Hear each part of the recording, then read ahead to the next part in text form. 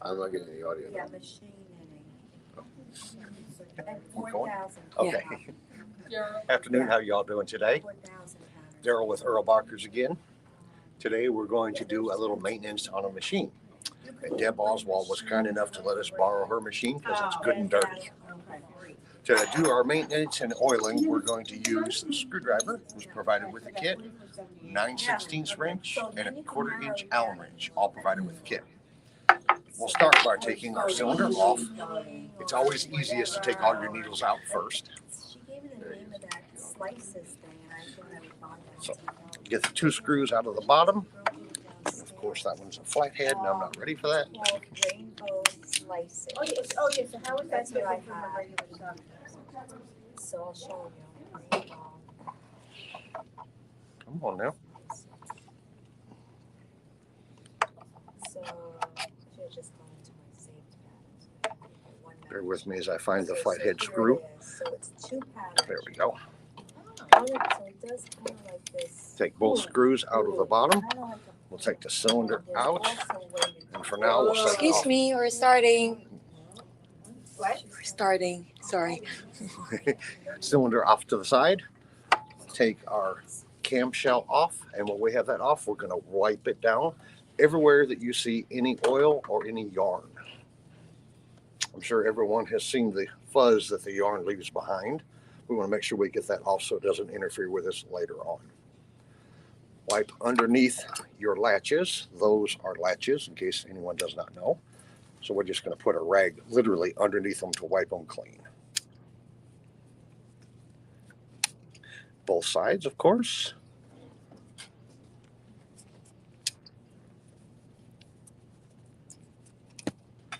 There's a track that goes underneath the V-cam. That's the V-cam. There's a track right there that also gets full of yarn fuzz. So we're going to make sure we wipe that out good and clean. And our camshell should be good to go. We'll set it off to the side for now. Then we'll take off our ring gear, which is this piece. And you can see that it is also very dirty. So we're going to just wipe it down thoroughly all the way around. Check inside the gearing on the bottom to make sure you don't have anything obstructing in there.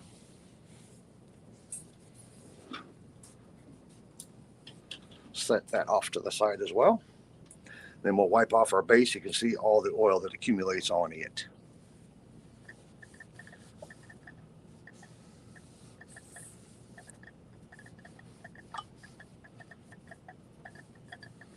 Now that we're down that far, we're going to take our handle off with our 1/4 inch Allen wrench, 9/16 wrench.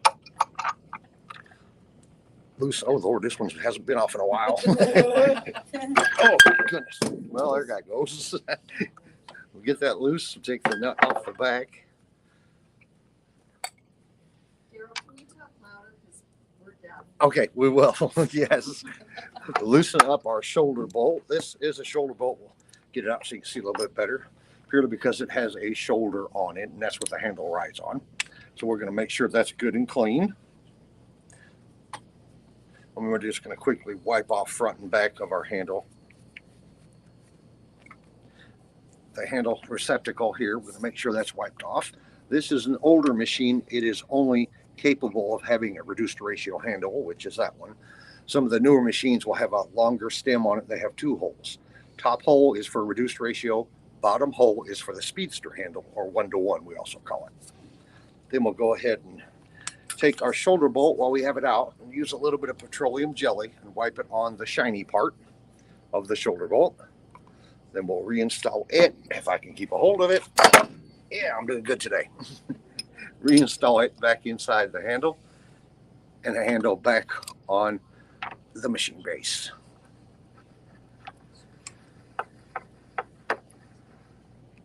Tighten it up. We don't want to tighten it up enough where it locks the handle in place. If it does, just back the screw off 1/8 of an inch, maybe 1/4 of an inch of a turn until your handle spins free. Then always remember to put your jam nut on the back of it so it will not spin the nut in the bolt anymore.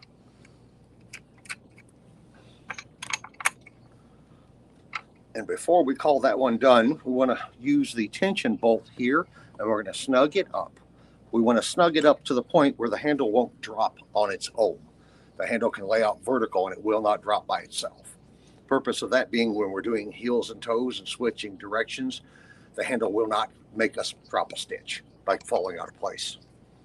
Now we'll take our camshell, ring gear, which I threw on the ground, and we're going to put it back in place and take our oil. It's a knitting or sewing machine oil, I believe it is, provided with your kit, and we're going to run a bead on the top of the silver inside the ring gear all the way around. Once you have that on there, take your ring gear, put it back. And I like to tell everyone when you're reassembling your machine, put all of your pieces back on it. Oh boy, I got that jammed up when I dropped it.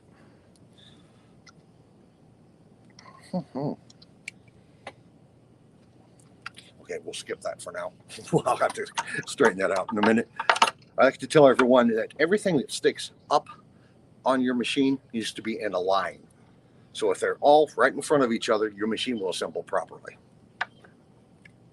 Got to get that loose to get our cylinder back on, so bear with me just a minute. There it goes. Now, we've got to take a little bead of oil right inside where you can see where the aluminum of the camshell is. We're going to drop just a bead of oil on top of that all the way around, and that will help our cylinder so it doesn't scar. Then we'll take our cylinder and put it back in. And when I put my cylinder down, I like to spin it a little bit. If there's anything between the cylinder and the seat for it, you'll feel it when you spin it around. And if there is something, then they'll pull it out, wipe it off again. Once we have our cylinder in, we'll put our screw back in the bottom of it. Spin the cylinder until you feel the screw go up inside the screw hole. Then we can snug the screw up. And the screws on your cylinder don't have to be super tight, just snug. So that's in place. Now we're going to take our oil again, and we're looking to get oil in between where the cylinder is and the camshell is. You can see the gold and the silver on this particular machine. And we want to run a bead all the way around in there. All the way around the whole thing. And some in where the V-cam is also. Then run a little bit over the top of your V-cam where it's right by the cylinder. That'll help so the cylinder won't get scarred. Then we'll crank it around a couple, 3 or 4 times just to let that oil work itself in.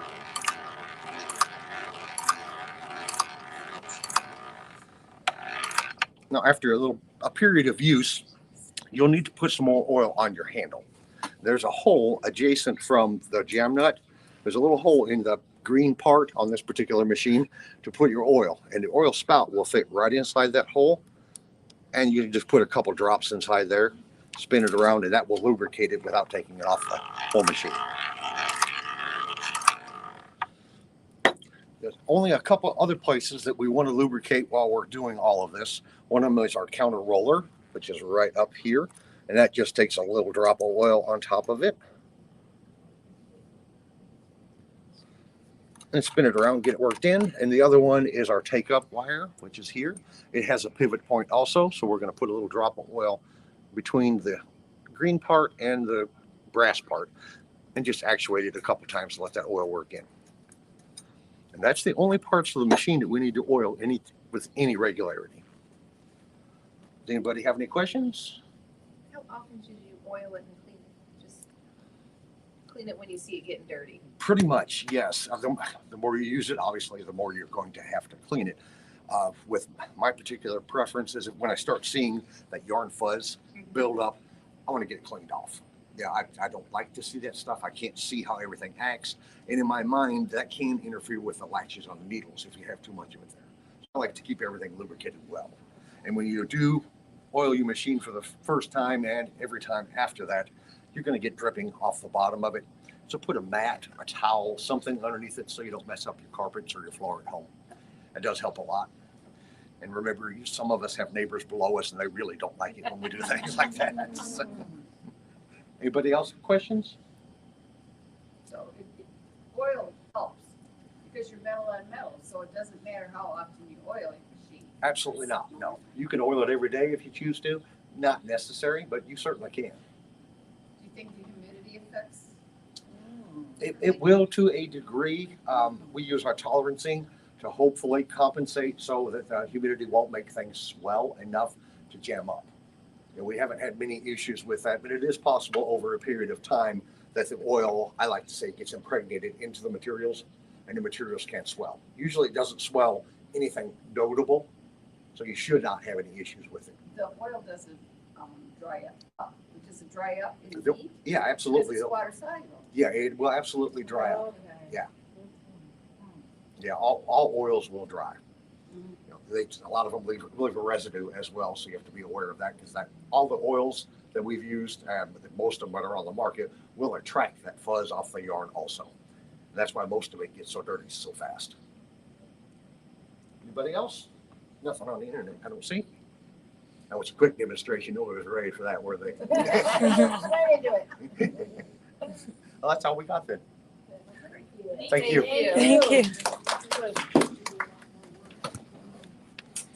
You always think it's going to be like an hour long.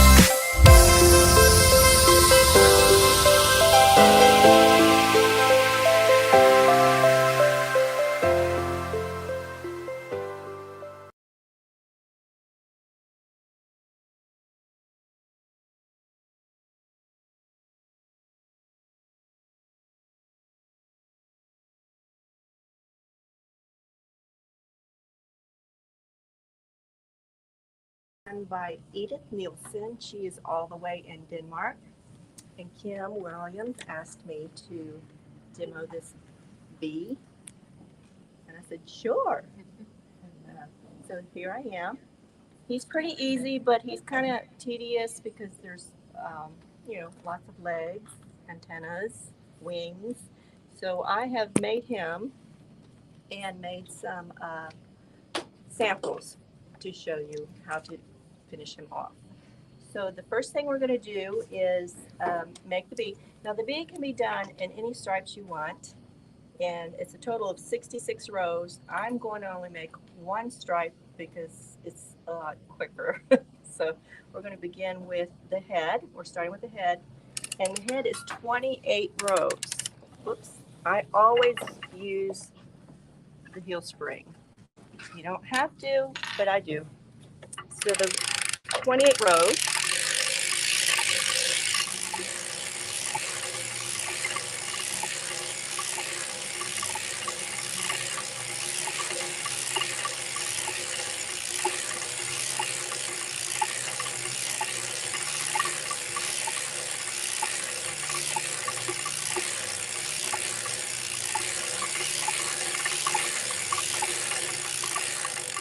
And 28.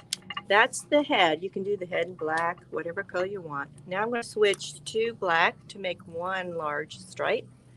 And what I like to do is the faux Russian join. I don't know if you all know how to do that or not. Up through here, and what you do is you loop the threads, yellow on the black to black and yellow to yellow, and put the black in. It's slippery. And pull the yellow back through stitches that are about to be completed.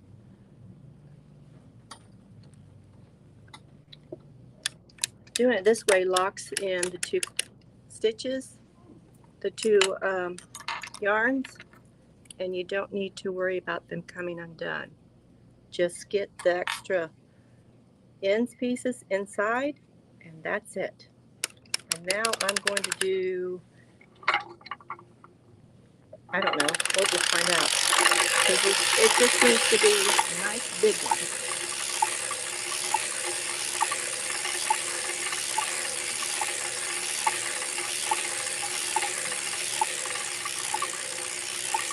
One to 50 and 50. That's 50 rows. So the rear end, the bum area will be yellow. I'm going to switch back to yellow, do another faux Russian join. You get to see that again, except my throat is getting stuck.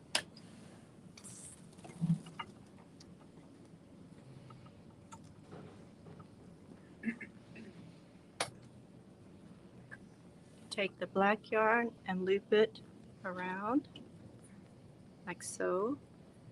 Yellow goes back into the yarn carrier.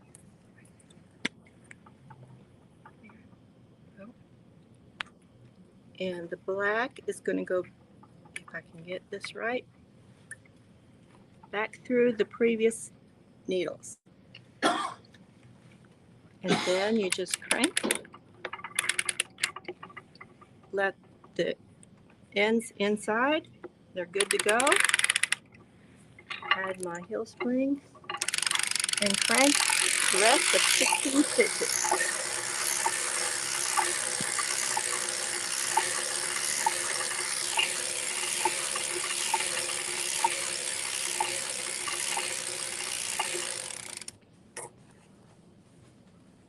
Well, that was interesting. Mistakes happen. I don't know why that popped out. There. Oh, you got my own on that. All right, now we're done. That was a total of 66 rows. You can use any size stripes you want, large, small, whatever. We're going to, in the rear end area, you're going to cinch the bump. And the top, you're going to Kitchener. And I'm not going to show you how to Kitchener because I think there was a class earlier and I am so slow at it. But I'll show you what to do after it's done Kitchener. Waist yarn.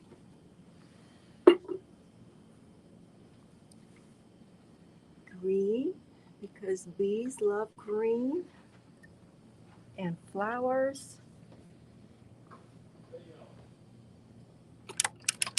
You just want to catch the waist yarn on there so it doesn't run.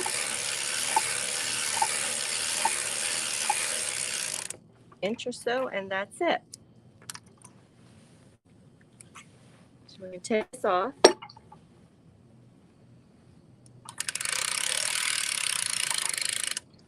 And it's basically a tube. So this is your head area, and the nice stripe, and then the bum.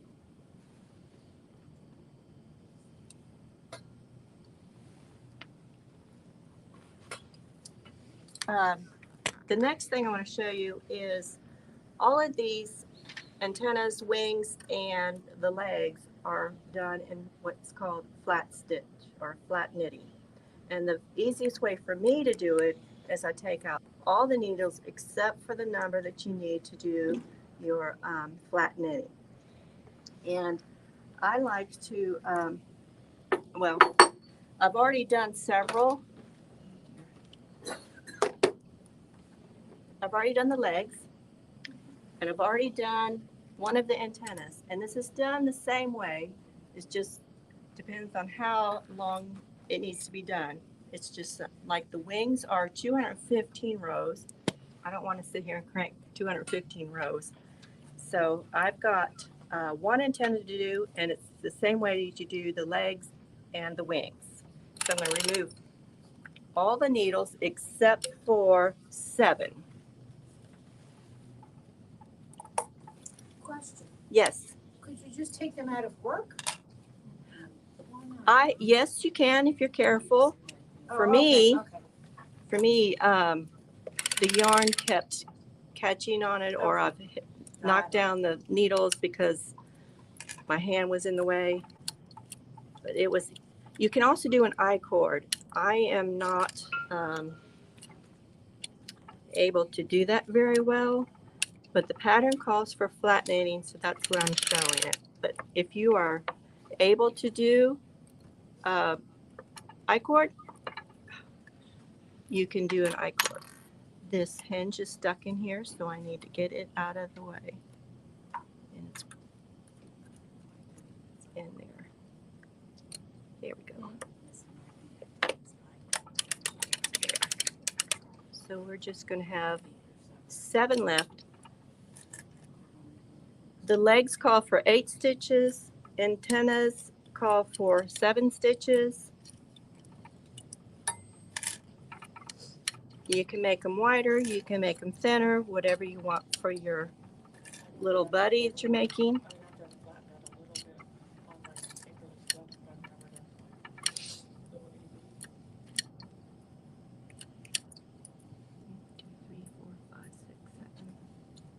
There. I like to do my flat knitting right here at this edge of the cylinder, so that when it's going back, it will count on your row counter, and when it's going back the other way, it counts your second row, so you're not getting mixed up on your counting, and you don't have to count in your head 215 times if you're doing the wings. Attach your bonnet. This gets a little fiddly, so you have to have your hands inside the cylinder to help keep it weight it down.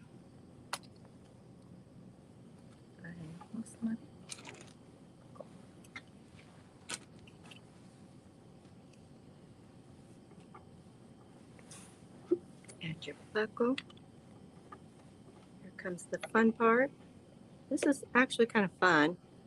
It's just takes a lot of time. You're going to go put it in, and you're going to go all the way to the end till you hear the click. Okay.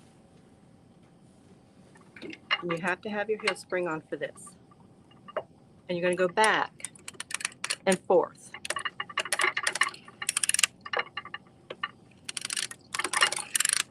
So you go take your yarn carrier past each end, like all the way past those needles and back. That's all you do. Now we're going to switch to project colors, the black. The antenna is 30 rows. And you want a long string to tie in the ends. Okay. And you're going to hold with your hand as much as you can. Bring it around. Let me get my heel spring back on in just a second.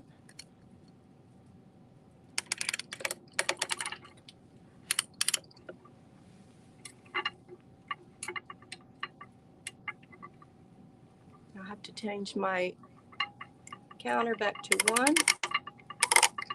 I just did 1 row, so we're going to do 30 rows.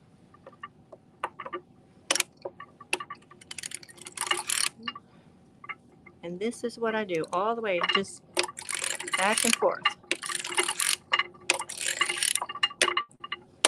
I didn't go all the way past that needle. That's why it stopped like that. Does it roll up like I-cord? Yes, it does. It rolls up like I-cord. It does. And when you pass the B around, you'll be able to feel the legs where you can open them. And I just lost all the stitches. We're going to just pretend it's okay. What else are you going to do? Oh, it came out. Nobody's perfect. Yep, it'll be fine. Not me, that's for sure. I don't think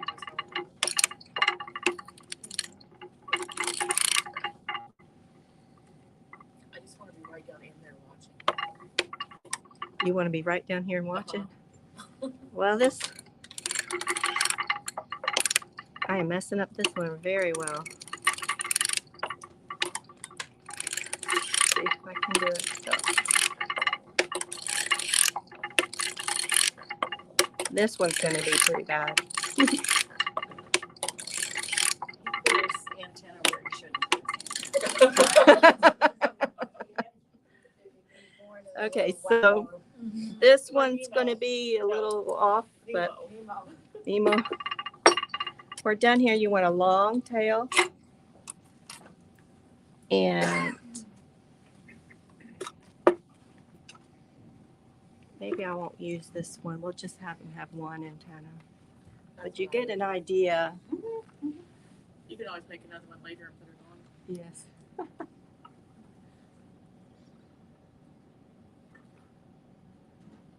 You got it hooked around your shield board. I don't have one of those. I need some hooks under here to hang them. Thank you for telling me that.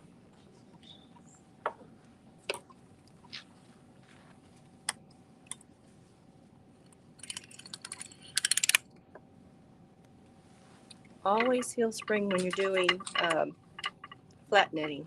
Just like on the heels, you need to go back and forth.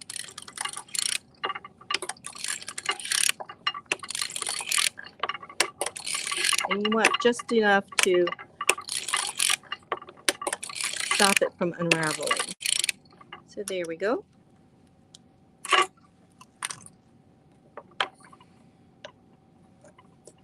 And you can just take it off.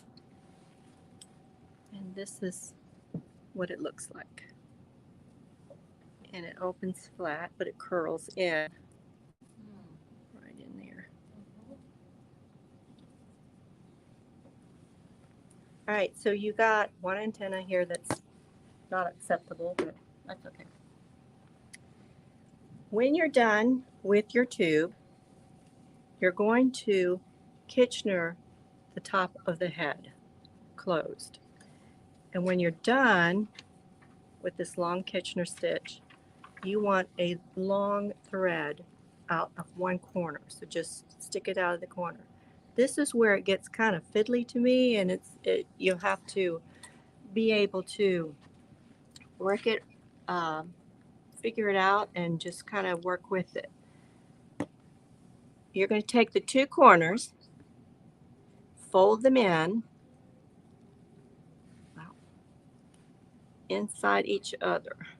Let's see if I can, sorry. You're going to fold end to end. Can you see that? All right. Now this is the hard part. You're supposed to, which is, I find it difficult, graft those two together. Now, if you're Edith Nielsen, you're perfect at this, and you can't tell that there's a seam. But with me, you're going to probably see a seam. And you will only stitch through the top layer of the fabric.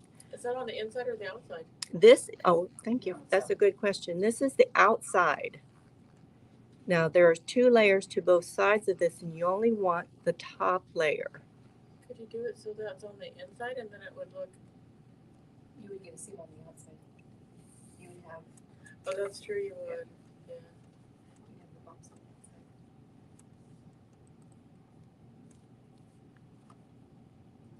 I'll show you in just a minute what it looks like when it's finished, and you'll have a better idea. So are you basically Kitchenering there?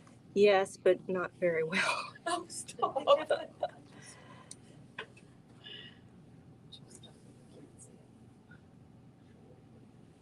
You're doing good.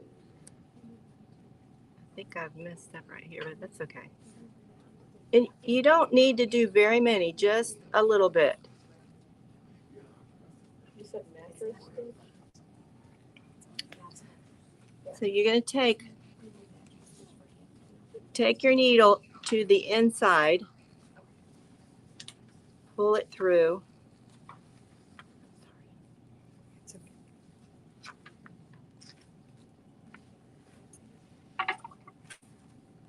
Okay. When you're done, this should be perfect. This is not, but you'll get an idea. You're stitching only the top layer of this, and underneath it's not really stitched on the bottom. See? Does that make sense? Okay. So you're done Kitchenering, or grafting. This is what she either calls it, grafting. Take it inside out.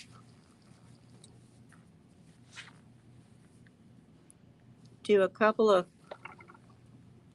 stitches to hold it in place.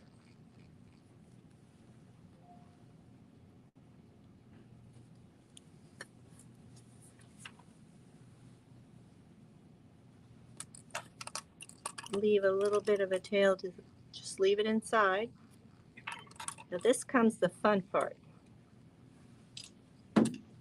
Bumblebees are round, so we're gonna stuff him.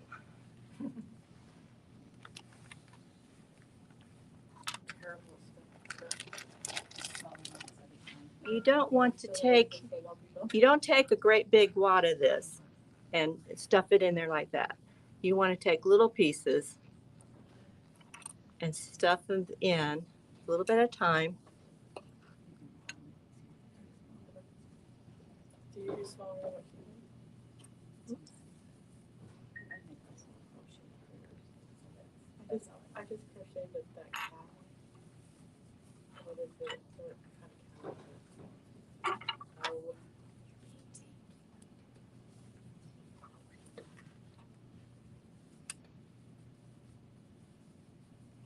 Now what you're going to do, this looks awful.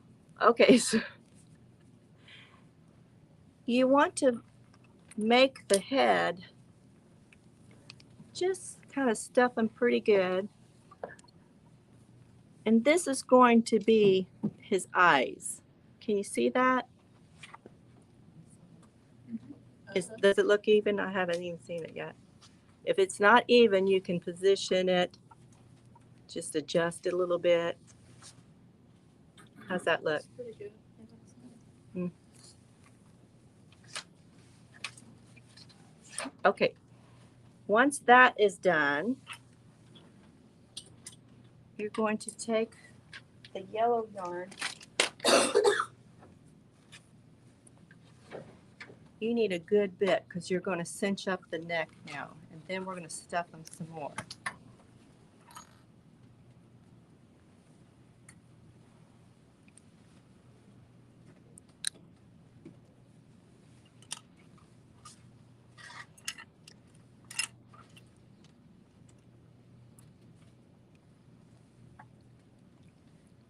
Just a regular darning needle works. I like to use double. Some use single threads, but I double it. And the best way that I found to do cinching at the neck or whatever you're wanting stitching on a toy is to go every other stitch around.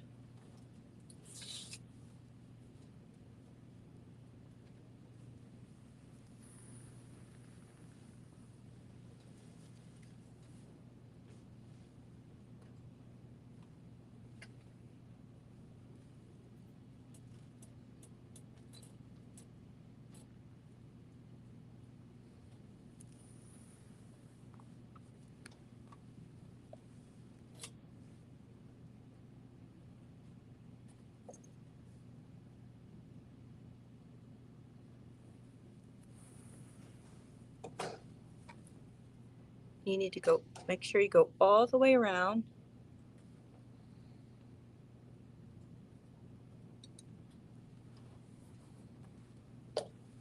My little fellow there has what they call shank buttons or mushroom shank buttons. It has a little loop on the back and it's rounded and it's sewn in. Those are not appropriate for children under 3. So if you're doing this for children, young children, you'll want to embroider the eyes or just leave them alone. And if you sew in all the appendages, all the legs and the antennas very nicely, it's a safe little toy. Edith is very generous with her knitting that she does. She donates quite a few of the cute little toys. She loves making them. Her embroidery for her eyes are amazing. So if you find her on one of the groups, check out her projects that she has made. Also, this pattern she has given Erlbacher permission to put this pattern, and it's free on their website. Just go to their shop and look under pattern, and I forgot to tell you the name of it. His name is Honeytooth Be Happy. Very cute. So you don't want to cinch him to where he's like, right? Just a little bit. Give him a little bit of a neck. And I just tie it in a knot.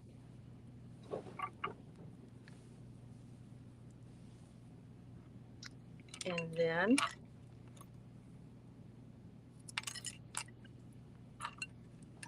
I put the 2 ends inside.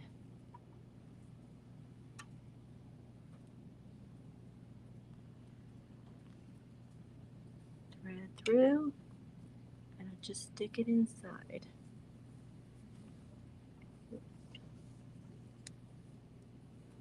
There's one. And here's the other set.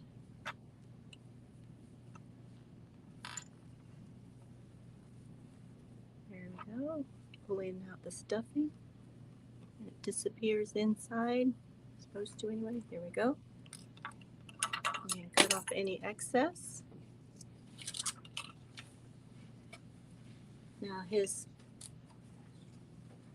so we need to still stuff him a little bit more.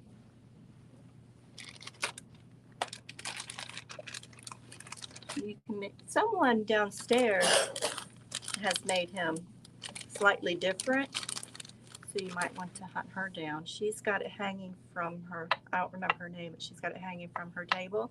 So if you, Oh, oh, oh, it's yeah. the thing though that I thought when she was describing her directions that it was an I cord of 14 or 10, you know, and I couldn't get it to do it. So I'm thinking the max, because I didn't know about flat netting. So the only max I could do for my all the little things was 7, and it became an I cord. But that's I learned something new. For my next one, it would be flat netted. I asked her, I thought she did I-cord, That's what I thought it was. and I had to ask her, and she said she did it flat, which was good because she's requesting, I think, 14 stitches on one and 8 on the other, and you can't do that on the Right. I cord. now on the pattern, she calls for closing the bum side the same way as the face. That takes a lot of time, so I liked to just cinch it. There it is. And you want to cinch it tight and close the area there. Or did you already ran your stitches? I did, sorry, I did. You want to run your thread through your project yarn while your waste yarn is still on there, and then remove your waste yarn and then cinch it. So thank you for reminding me that. I thought, boy, that was pretty tricky.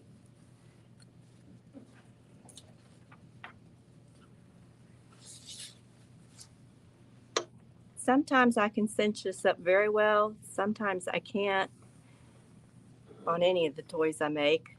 I like to make toys. I keep them, most of them. I don't give them to anyone. And so if I can't cinch it up very well, I'll start closing it up back and forth.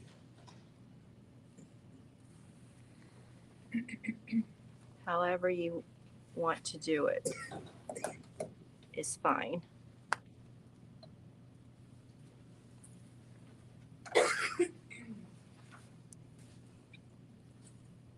And I have a drop stitched right in there. How nice. I'll catch it. There you go. That's how you fix a problem. Catch the stitch.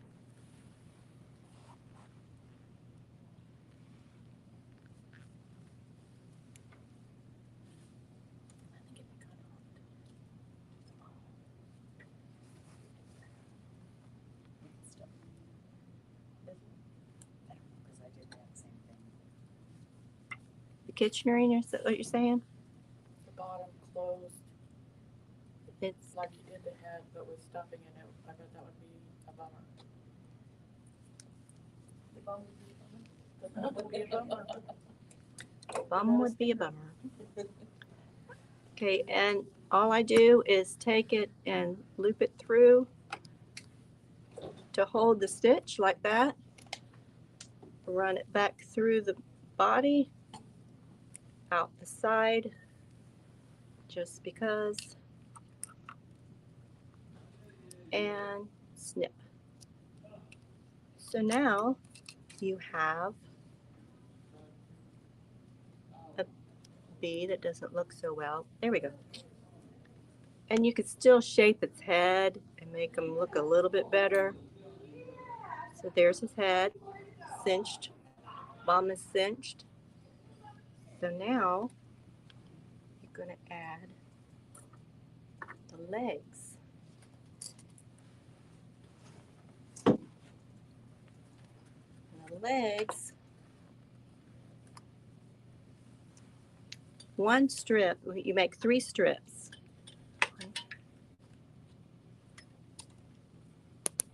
And that's 2 legs.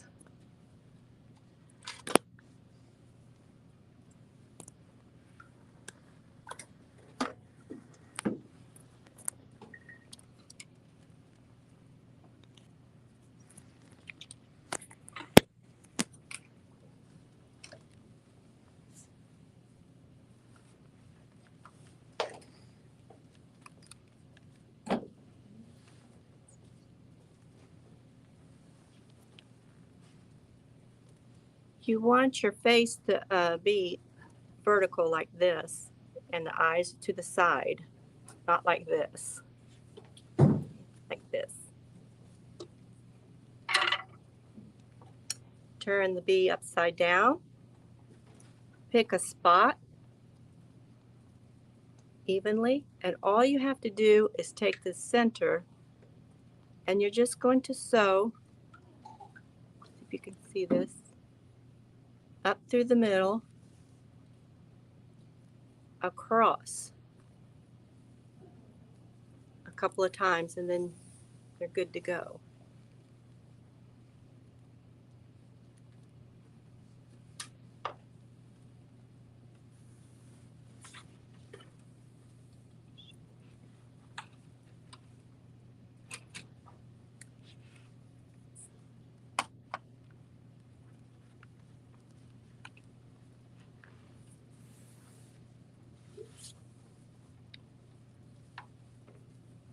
And it's on there pretty well. Then you can bring your yarn up under, get your next set of legs, sew them on, make sure it's even.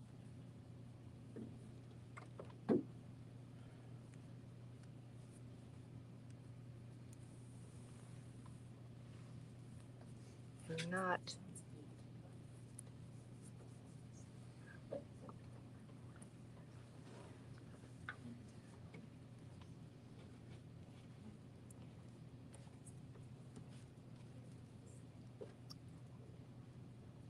You don't really need to be careful with this, getting your stitches. You just need to make sure that it is sewn onto the body.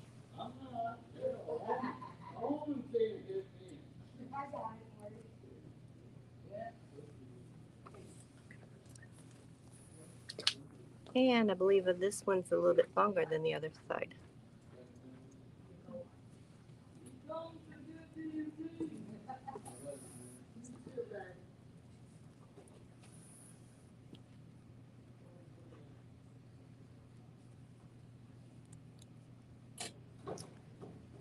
So that in here.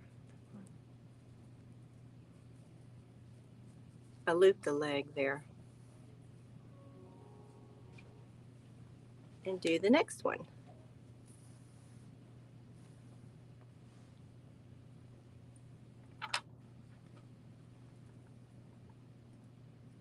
Does it matter where you put the open edges of the leg?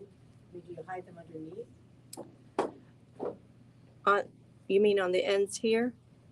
No, as you're sewing it on, there's gonna be that long open edge, No, it curls up. so you don't worry about it. Okay. No. These do curl up above the body a little bit. You can try and steam them down, but mine ends up curling.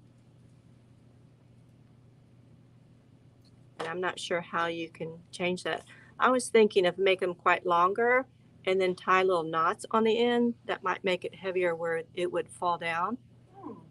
But if you don't want to put legs on, this is just as cute without the legs. Yeah, that's interesting. See? This is flying. If it wasn't for little kids, perhaps you could attach a bead or something for weight. You could.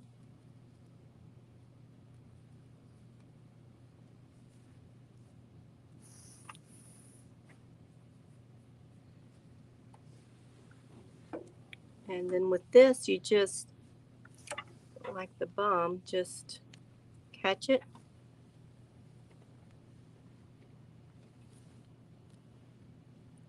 And bury it in the body.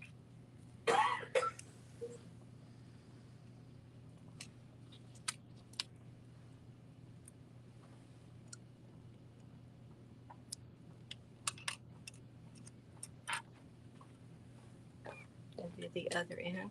The fun thing about this pattern is it begins with a tube, and you can basically make just about anything from that tube. Think of this as a butterfly. You could make a butterfly. I was going to make an ant. I actually got the tube knitted, but I didn't have time to finish it. An ant would be really cute. Just make him longer, more than 66 rows, and have 3 sections. Then add the eggs to the middle. Eggs. Legs. I knew what you meant.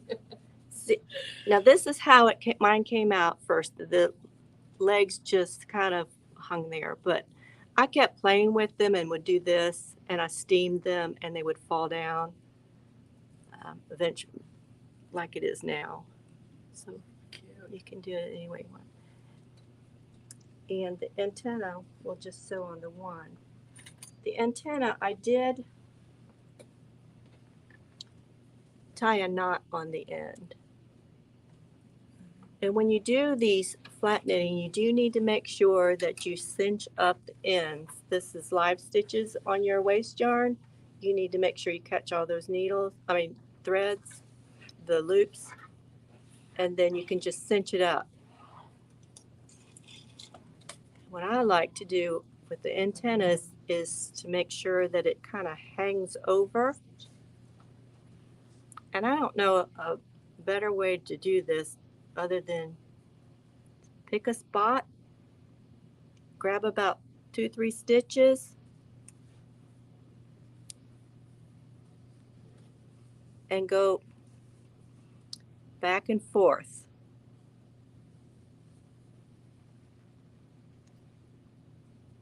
Now, if you're doing this for a child, you'll need to really make sure it's secure.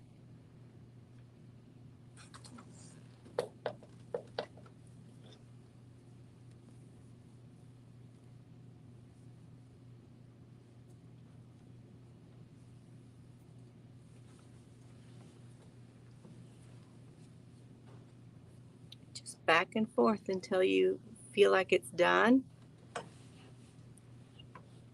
It's well enough secured.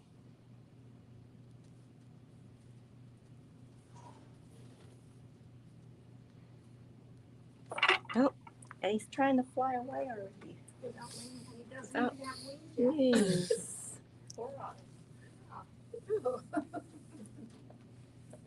Disturbing picture.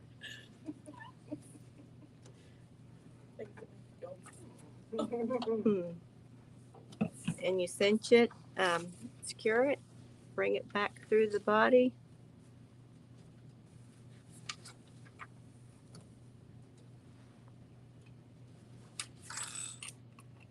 And cut off the ends. He does have a stinger. I don't have one made for this one, but you can see there. It's made just the same way as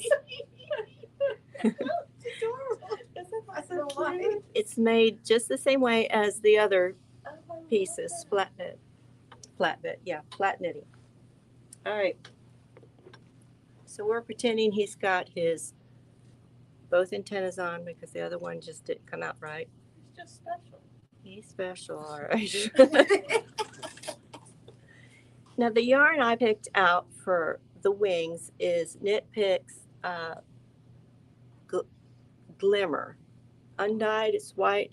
Can you see the little sparkles? Oh yeah. I thought that was cute.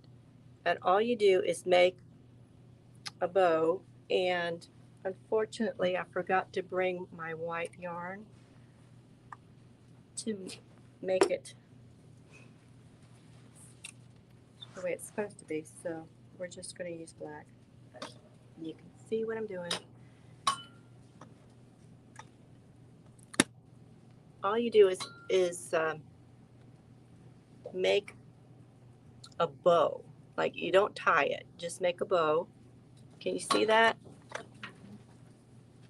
Position it to where you want it.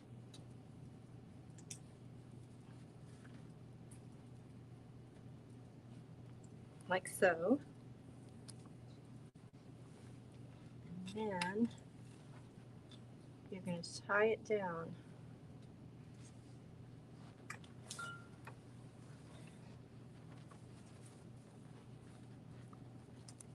Try and make the wings even if you can. And all you're going to do is sew back and forth really tight, whoops, really tight to hold those pieces together. So there he is. And you're going to go really tight. Can you see that? This is black.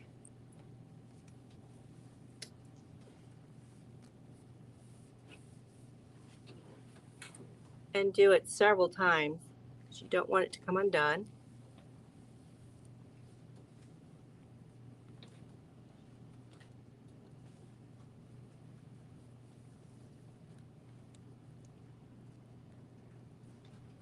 As many times as you like.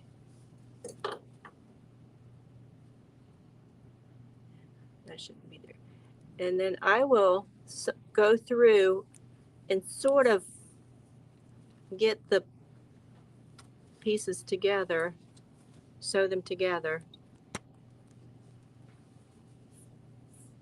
and then just, you've got it cinched there, and just take it and tie it off. I got another end to tie off here.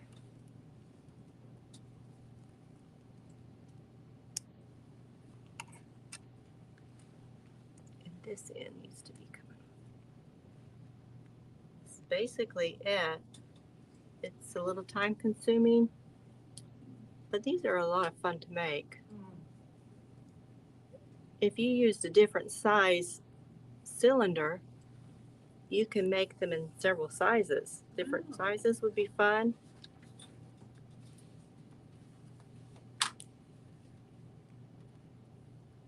This is the catch the thread. Whoops, missed it. You make a little crown and have a queen bee. I had a crown. It's downstairs. I totally forgot to bring it up. I crocheted a crown for it. Oh, fabulous. Really cute. And I totally forgot about it. That is really super cute. Now I can put the instructions for the crown. I'll put a picture up on Facebook with the crown and just snip it. You did a good job. That is There he is. Doesn't look bad with the black either. It doesn't. With this? Yeah, no, it doesn't. Okay, well good. So I'll pass around this fellow. I don't know what size eyes he has, but I thought he's cute. Your friend is there online. Edith, right? Oh, hi Edith. Oh, I should say here, right? Hi Edith. Thank you for the pattern. We are so thankful you were able to share it with us. And I hope you enjoyed the little video. Thank you. Thank you.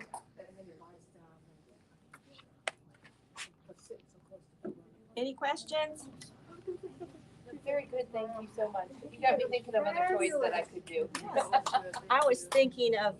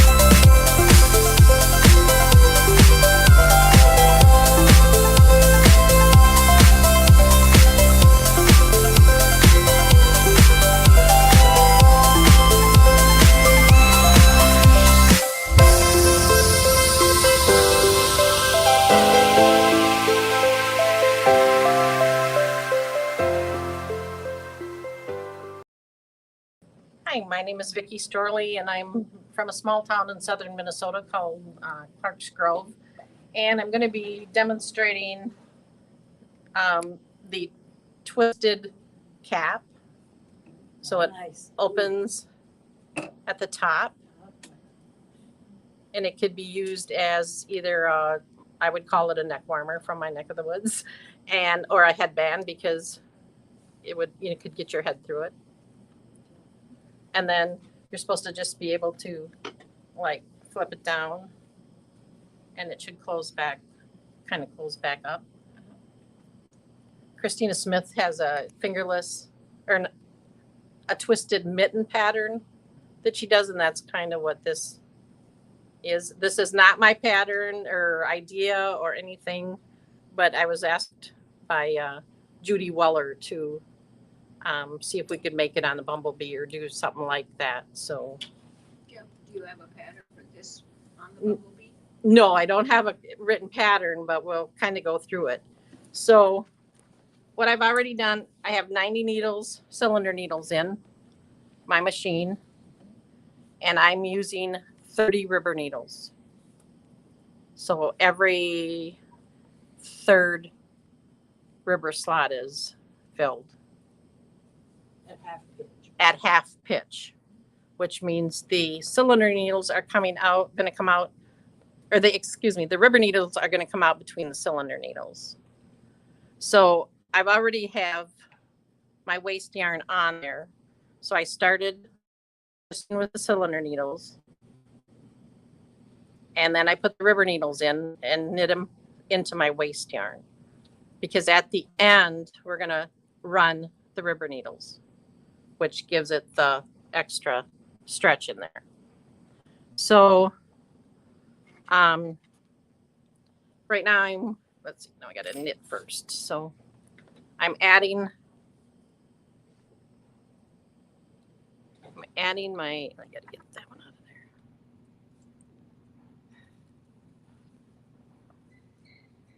I'm taking my waste yarn off on needle number 90, and I need to get my project yarn to knit on needle number 1. There we go. We're going to lift them up. And once I get them out of the way, or get the double-eyed needle, I'm just going to thread it through there, and it's nice and thin so it fits down between the cylinder and the rubber.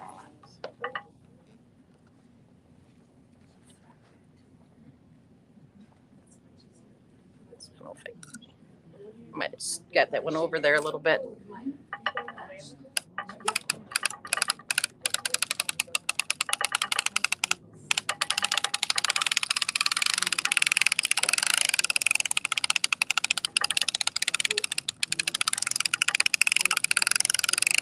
And actually, after the several classes on the ribbing and stuff the last couple of days, I actually have this thing ribbing without, I shouldn't say it dropping any stitches, but so when I knit my sample I'm going to put the rubber stitches on, that's got runs. So if you drop a stitch, it's not like it's a big deal, a rubber stitch, because you're going to run them, but pick them up if you notice it's missing, because you lose that's the little extra stretch in there.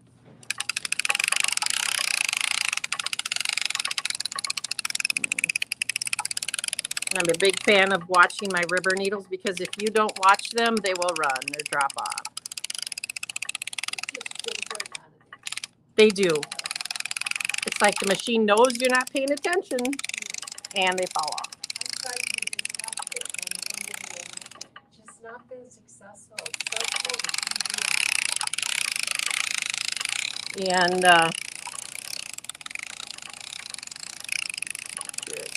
So how many rows? so this one I knit 200 rows. And so we're not knitting 200 rows, but I'm going to, yeah, but yeah. So about 200 rows or so.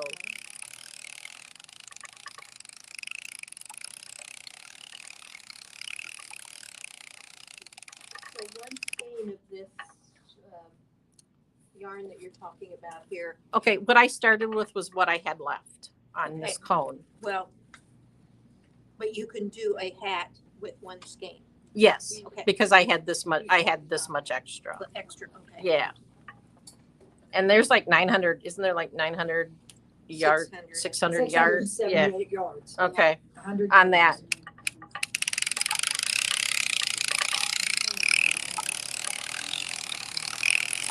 So let's just say we've knit our 200 rows, and I'm going to go back over here.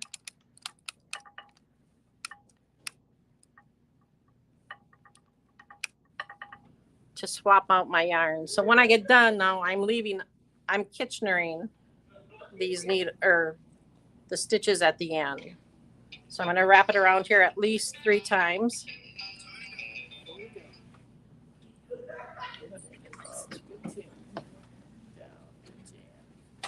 So at least 3 times and cut it.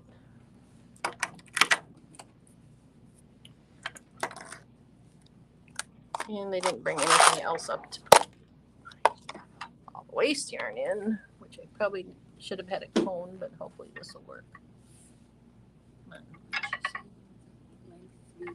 Wrap it around the machine 3 times. So I wrapped it around.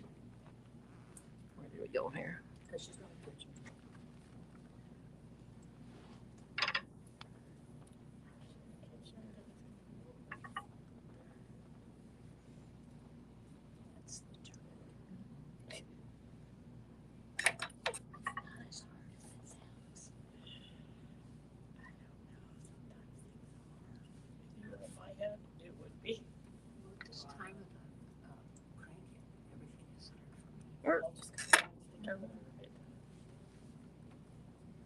Lost it already. Here's my scissors. So my yarn knotted in the end. So we're just gonna. So I got all this hanging down here. Bring in my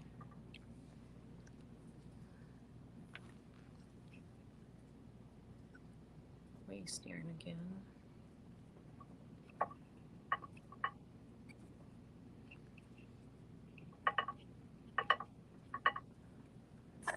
And I need to pull, whoops.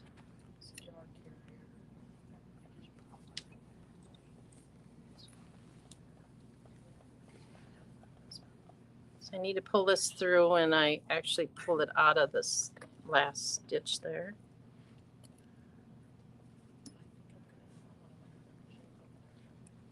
I'm going to bring this one down because I want that one to knit. Needle number 1.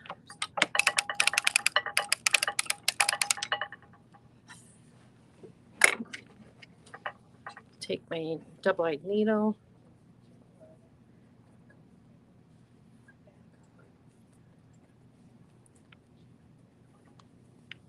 You try and get it so it doesn't wrap around your needles when you're putting it back through, which I think I just did there, but we'll try and undo it.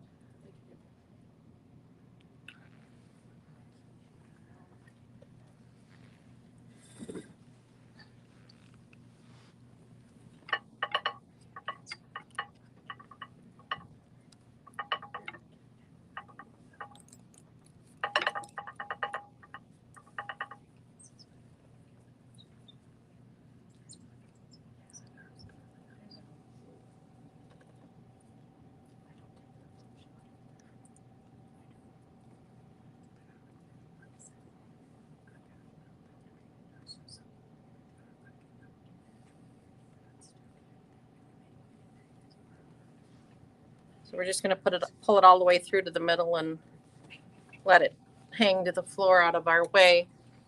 So now I'm going to, with my rubber needle still in, I'm going to rib with my waste yarn.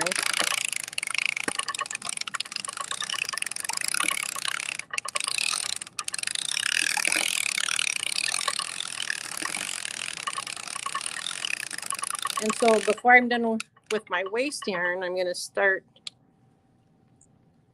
taking my rubber needles out.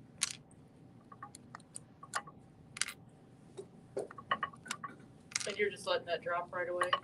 Yep, they're just gonna drop.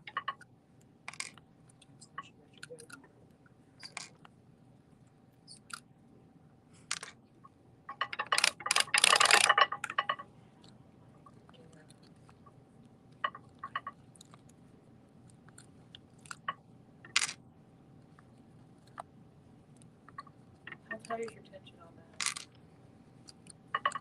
It's loose, but it probably could be a little looser, but with the ribbing, It's not like all the way loose though. No.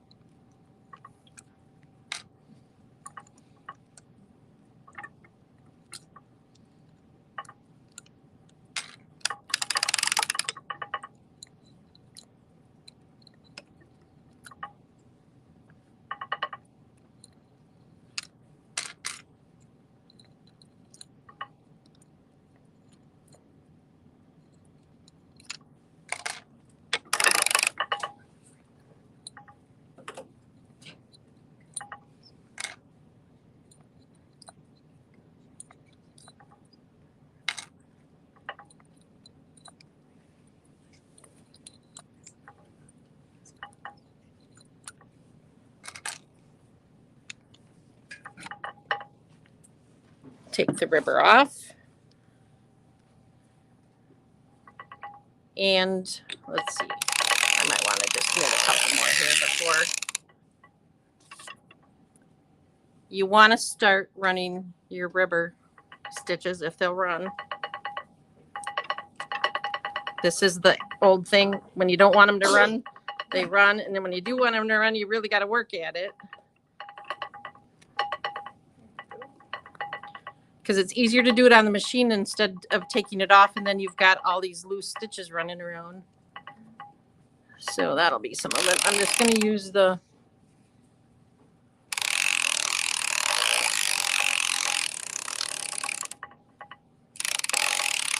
rest of my waist hair knot and take it off. So this is what it kind of looks like, and so there's one that probably didn't run yet. So it gets pretty loose. So now instead of setting my river at half pitch and moving this, I have a little piece of tubing in there. For what? It moves the river, it moves the fin. So it, instead of moving the river dial, this is my movement. What does it sit on? It hooks to the pin on the inside. Slide it on and show you. Oh, I see. Yeah, you slit the, I probably won't be able, there we go. Perfect. Hey, girl. And what size tubing is that? I was afraid you were gonna ask that. I'm not. This piece is like blank, but I wanna, no, I don't think it's that. It's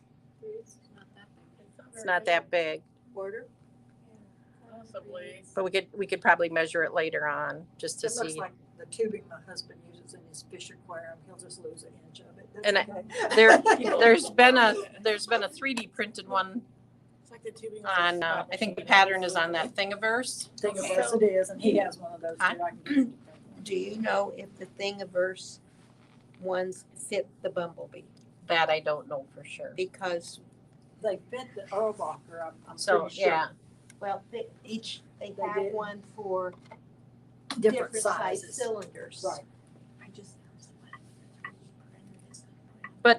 It's gonna print what? I guess the only thing would be is if Because they don't fit on what you can't. if this pin is, These are for him. if this pin is the same size all the way around, I would think. It's the Oh, yeah, thickness that's of it. right. It would be the thickness because of the location of how far That's apart true. each one of the, you're right. of the, But whether it be a 40. I've had this on the 60, 64. Speedster, tried it on the Speedster also, or a 1925, Yes. one of them. Anyway, and that also worked. So here's this. So here's my tube, and this is what how many ribber stitches I was dropping before. So getting this thing to rib without dropping stitches it's kind of a huge thing. So basically, I would turn the tube inside out and run all the ribber stitches. Just stick your finger up in there or pull them. And you run them all the way back into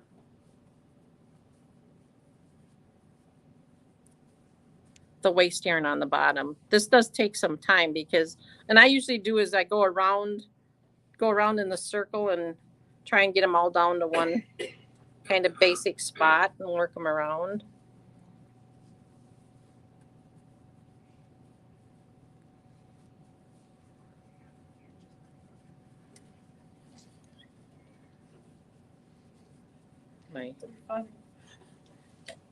Okay, so I'm not going to finish running all these because would take some more time. So basically, after I've got them all run, turn it back right side out, bring this side in. So a lot of the caps, the ends are the top, cinched up or something on the top. So this is where so I go in and I take the inside one and I twist it 180 degrees.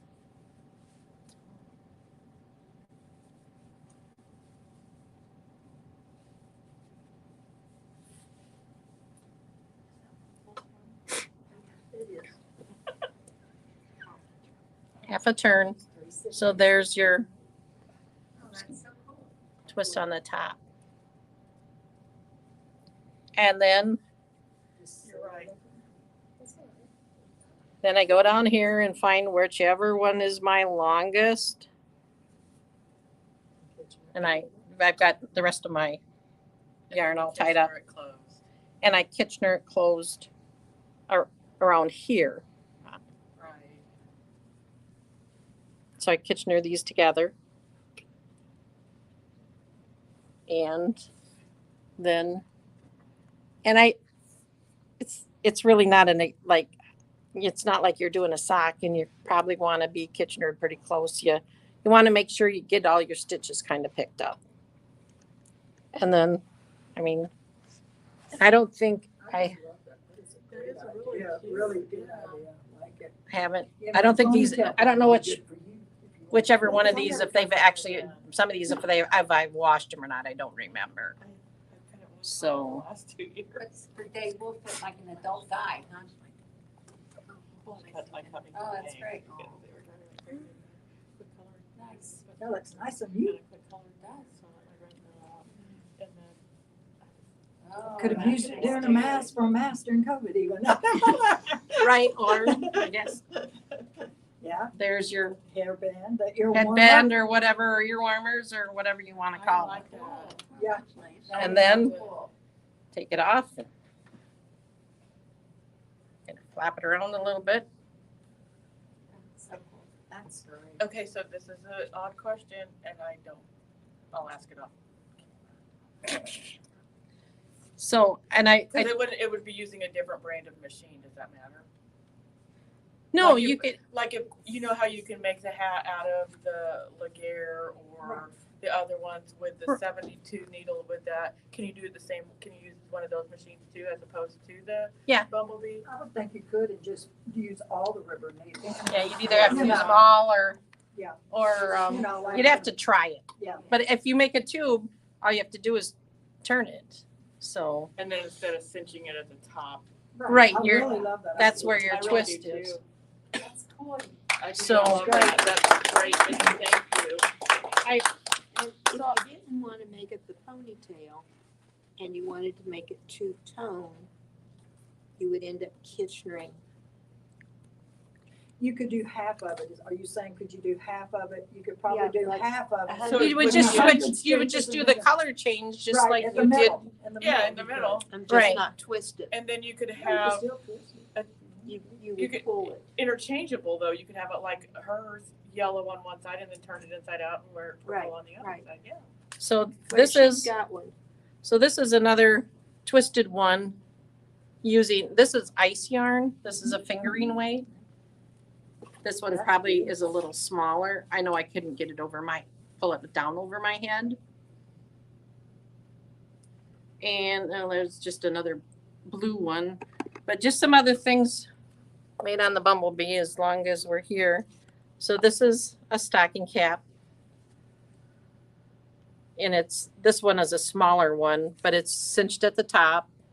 Did She's you got run the two. every other? Nope, this is just knit. There's no ribbing in this. She did that. for So, two different. right, and Love it. basically maybe the bigger size, the longer you make the more rows you make. Uh-huh. And this one just happens to be 2 colors, but you could do whatever. So I also have a 60 cylinder for my Bumblebee. So these are socks made on the 60 cylinder.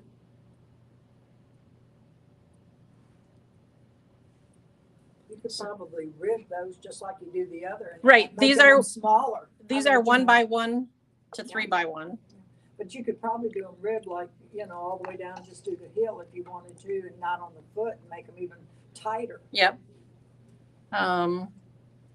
Here's a stocking cap on the 60 with, this is sport weight yarn. This is with all the rubber needles and all the cylinder needles in, so there's 120 stitches in it. Would that fit you? Looks like it would. No? Yeah. A little tighter, if you made it longer, it would have easily. You know, Does it feel too tight? it's a little tight, but it's not gonna fly off your head or anything. Is it double thickness? Nope, nope, these are just single. What I was saying is that you make it longer, see, and it would be for a bigger head even. Right, if you, and then, so I don't know that I'd make one of these again. This is a stocking cap scarf. I love that. There's 500 rows. Holy. So it is cinched at both ends. And it's doubled up for the cap. So this is actually, it's not, it's not tacked down or anything. And then you put it on your head and then just wrap it around your neck. Was that did you say that was a 60 or a 90 I cylinder? think this is what Looks I like got a down 90. there. 90. It looks like a 90, but I was maybe. Now, wait a minute, no. I didn't write that on here. It Okay, just says 500 rows. Okay, so you're gonna need to count that for us. No, somebody else can count that But one. how far up, because you've got the head stopped up in there. Right. How So far up is that? tucked in there? It's just- a certain amount? it's Probably just tucked in there. Oh, so you can Oh, it change is? it, you don't have it Right, you secured? could change that. So this is where the. But hat you don't have part it is. secured? No. anyway. Mm-mm. Okay. Nope. You could if you wanted to. You could, if you wanted to. But after knitting, Hang a long head. and then the thing is to some of these is to start with every other needle. So you're not cinching up all those needles or stitches. Just, here's a I found that dishcloth or fascinating. cloth or I'm just washcloth or going whatever. It's made out of a cotton. I found that fascinating. And then this is just a headband That's what you helped me make very first thing ever. made on it. So when this one was made on the 60. So, Help me with the very first thing. but so that's kind of, What size yarn did you use on that hat scarf? The hat scarf. What size yarn? Is it just sock weight? Sock weight? yeah, I think it is. It's kind of got a sparkle to it. You don't know how many grams that was. There was, still didn't write that on there. There was over two skeins. Now whether they were actually 50 grams or 100, but I'm thinking they might have been at least two Somebody's got a scale downstairs, you can weigh it. Yeah, I would guess it's too small, 2 skeins. yes, this stuff was, so this was all on the, 2 skeins of 100 grams. because 500 rows is, A lot. yeah. For that rip. So 500 times 60 needles, or if it was in there, it was probably made on the 60. No, that's made on the 90. It's got. You think it's made on the 90? Yeah, I hold, think that's just hold up Hold one it of up your. next to that other one that you did, that other 60 that you know is a 60 that you did. Yeah, that's a Okay. So It's made on the 90 stitches times 500 There's a lot of dang stitches. rows is a lot of stitches. So, That's what I use. but Because I use. Yep. What is the actual terminology of half-pitched beam? half pitch is when your cylinder, or your rubber needles extend out between your cylinder needles. Halfway So they between. don't normally do that, they don't No. go out that far? No, you normally, well, they go out that far. You normally would take the cylinder needle out for the rubber needle.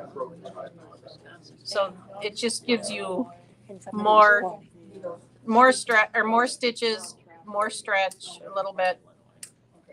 So, I mean, you can load this thing up with, 180 needles with your, but you also then have, your yarn, with the weight of your yarn is going to make a difference, because you start knitting with 180 of those needles in there, it's going to be kind of tight. So, So if you're not doing 180 or 90 and 90, you can probably use sock yarn. yes. Okay. So I had 120 needles in here. I had 90 cylinder needles and 30 rubber needles in here to make the, So that was like every third needle on the rubber. yep. And that kind of gave me, 3x1 or whatever. So I had 3 stitches and then so, There's one question. okay. Why do you use the rubber? Can't you do the same thing without it? To get so we ran the rubber stitches to give us more stretch, to make it bigger, so and looser. Yeah. So we put the rubber stitches in there and then run them, so we have that extra stretch. Otherwise, you wouldn't be able to pull it over. You gotta do the same thing. Thank you. Thanks.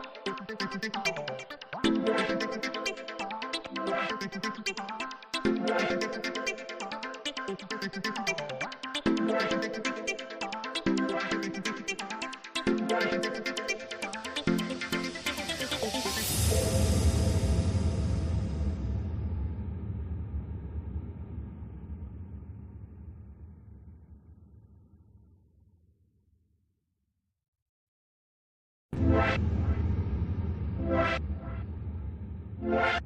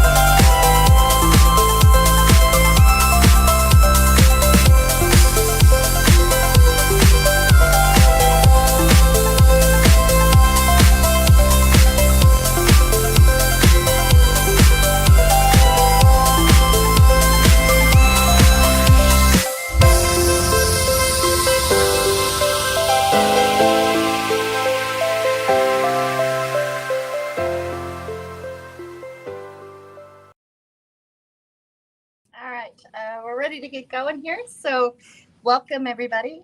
My name is Connie Reeves, and I'm from the Milwaukee, Wisconsin area. And I'm going to be showing you kind of an abbreviated version of the Skip the Bunny pattern. And if you haven't seen it, it's available up on Ravelry. And there's a handout here that lists the designer and where you can find that information. I'm not going to be doing the exact pattern that she has got on here because it is a paid pattern and we did get permission to do it. But I want to show you some variations that I have done with it. So I encourage you, if you really want to get into the pattern, go ahead and buy it from her because it's great to support all of our other artists out there. But I'm going to be showing you some little variations that I did, as well as ways that I simplified the pattern a little bit to help myself so that I could sell these. The first one that I made took me about 4.5 hours to make. And so we are not going to be here for 4.5 hours making a bunny, I promise. But I am going to show you some of the basics of how I do the little outfits and what I do with the ears, and some of the little changes that I've made. You can obviously play with it as much as you want. They're really kind of fun to do. I was afraid when I first did the first ones that I started to do the variations, whether anybody would be interested in or buy them. They're my hot sellers. They go first. And they're a great way to use up all the scrap yarn. As I was telling some people earlier, this little bunny that I've got here, I bought this yarn here at the Crank-In, and I don't remember the company offhand, but the yarn was called Strawberry Festival or something. I made 2 pairs of the lemonade socks. So if you've seen the lemonade sock pattern, I made 2 pairs of lemonade sock pattern, and then this was what I had left over for the yarn. So I did the little bunny with that. And you notice I didn't have enough to completely do the ears, so I just gave them little stripes in the ears. I could have easily made it white also, but I thought it would be kind of fun to do the little stripes in the ears too. And I've had some that I've done completely at one solid ear, or I've done one that's been the same as the body and then some sort of variation. It's fun to just play with them and just give them their own little personality. So to talk about a little bit of how I do this, let's get us started. Whoops. Flying bunnies. So I'm going to change my yarn here. Whoops, as I dropped my pick too.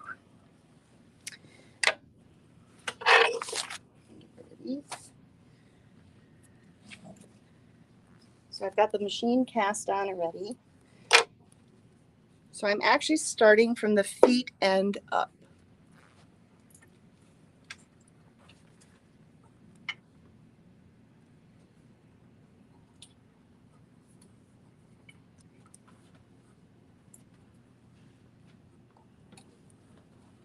And you're going to do a long tail. I actually make it longer than I normally would do that, because when I go to finish this, I'm going to use this to help sew up the legs as well as the little tail on the back.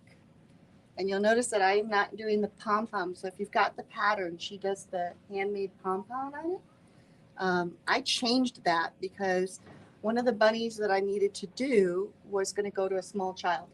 And so I couldn't have the button eyes. And then I started to think about the pom-pom tail. And I thought, that's going to be a problem because the little kid could pull those little strands of yarn right out. So I bought some commercially made pom-poms and have been using those instead. They came in like a package of 20 at Hobby Lobby for like, I don't remember, $3, $4 or something. And then I just decided, since I have a package of 20, I'll keep going making bunnies. But they turn out really cute. And you can get them in different colors and stuff too. But I leave this long tail just so I can do this sewing of the feet and have that tail all in one. And then I don't have to keep changing yarns all the time. So I'm going to drop that in there. And to do its feet, I crank 20 rows. Whoops, I dropped a stitch right there, right off the beginning.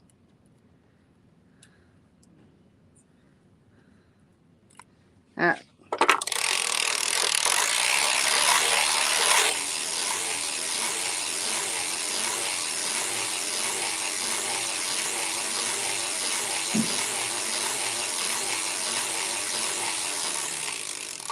So you could obviously, if you wanted more feet showing, you could make it taller or shorter. You can play with it as much as you want. I'm going to just snip my thread here. I'm going to give this one a little dress so you can see how I do the little edge. This is just some yarn I've got sitting around here that I need to use up. It's a great project for just using up all those extra. You've made a pair of socks or two. You got extra cones, you know, you got all these little leftover cones like this. What do you do with it? This is enough to make the little outfit and even probably the ears on the bunny if you needed to. So I'll add this in.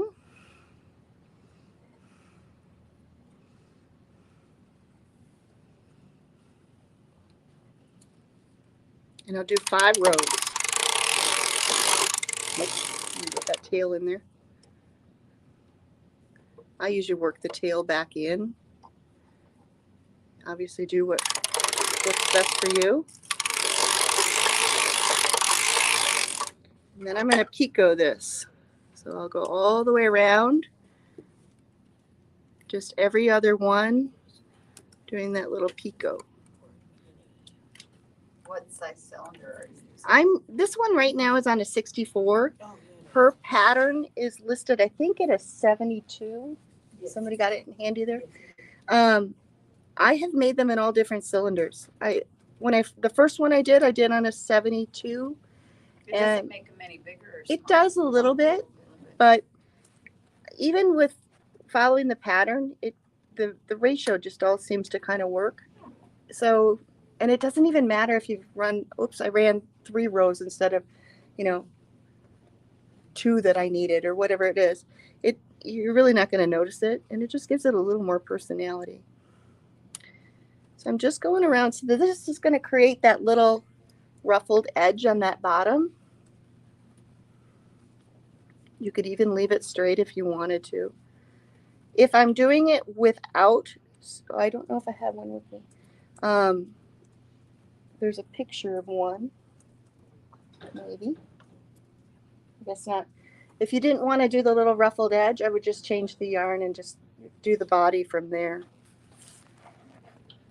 But it's kind of cute with the little ruffled edge.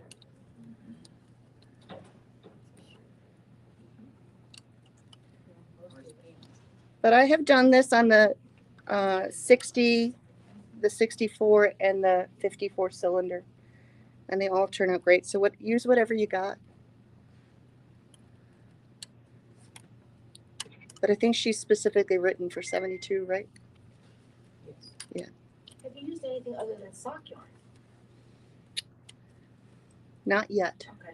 I have. If you saw the ornaments that I've done yesterday, I've used crochet cotton on those. But I haven't tried that with the bunnies. I feel like they need to be more squishy and playful. I have used, there's a yarn that you can get at Hobby Lobby. I forget what it's called. It comes in a little ball. It's about $4 a yard, or $4 a ball. It's super soft. Comes in like a pink color. I think the pink one, the pink one in the front there on that bottom photo is that yarn. And that makes really a soft little bunny. It's a yarn bee yarn. It's kind of velvety almost. And I've bought that in other colors. I haven't made them yet, but I have used the pink. Let me get a couple more here. It's not chenille. No, it's not chenille, but it's almost at that consistency. I have some in the suitcase if you want to see it afterwards. Usually you just have to adjust your tension. Yeah, just adjust the tension a little bit. Acrylic. It's an acrylic blend of some sort, and it's kind of a mottled pink color. It's not solid pink, and then they have like a navy and gray and blue, and that turns out really cute. So I'll just continue working around on my picot here.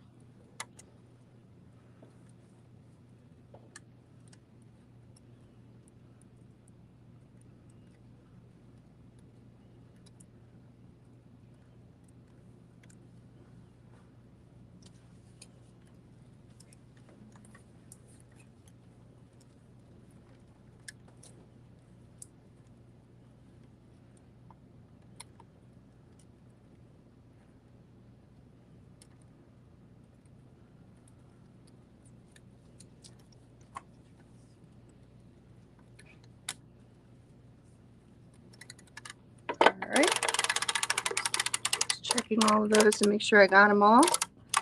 And then I'm going to do 5 more rows.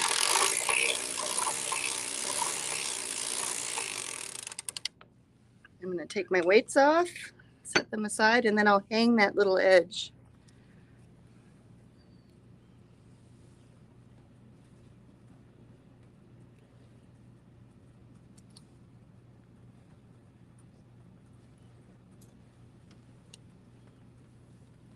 So this is going to be the bottom of the skirt.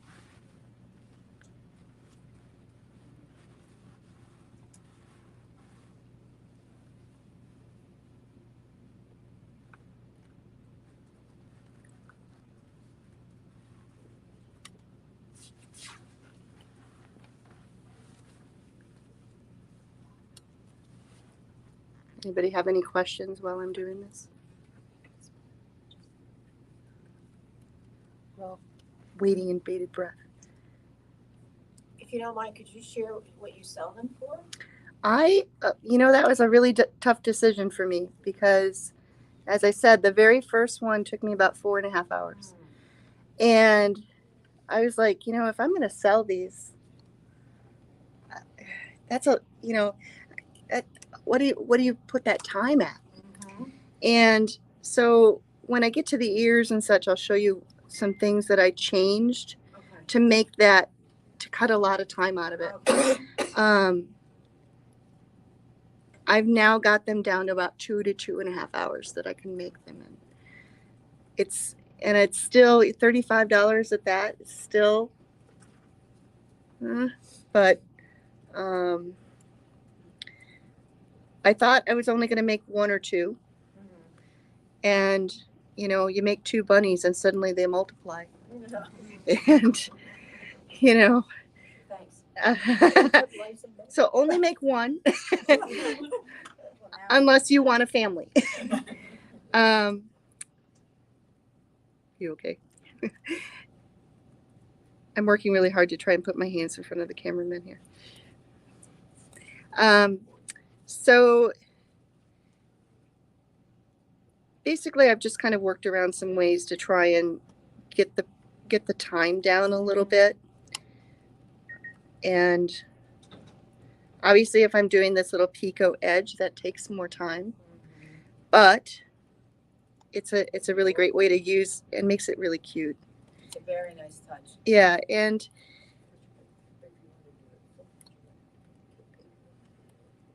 it's the whole bunny like the pink one with that yarn. How much does it take the whole skein? I can get 2 bunnies out of that skein. Yeah. And I actually still have a little bit left. The problem with that skein, so if you buy that skein, don't try to put the whole thing on a cone because it's so slippery. And the minute you start working with it, it's just going to all try and do that spaghetti thing off the top of the... So you kind of have to guess where you are on the ball or measure it and see what the weight is and figure it out. And then do it in 2 parts because it's really slippery. It's really soft. Remind me when we're done. I'll grab one out of the case and you can see what that ball looks like. This is the soft yarn. This is the soft one from Okay. Hobby Lobby. It makes just the cutest, softest bunny. But it's going to try your patience just a little bit. But once you know, don't put the whole thing on the cone. When you say soft, is it soft and slick, kind of like Yeah. Tajo with Actually, you know what? Since you're there, if you flip open that suitcase, somewhere in there, there's a bag. Go ahead and lay it down. It's just, there's a bag in there. There's 2 of them in there. It's just really slick. It's a lot of acrylic in it.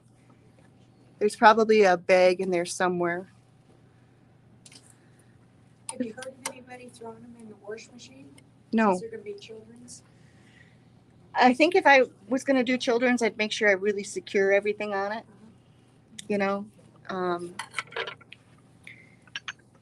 about the safety? The safety of it. Yeah. All right, we're almost done with that.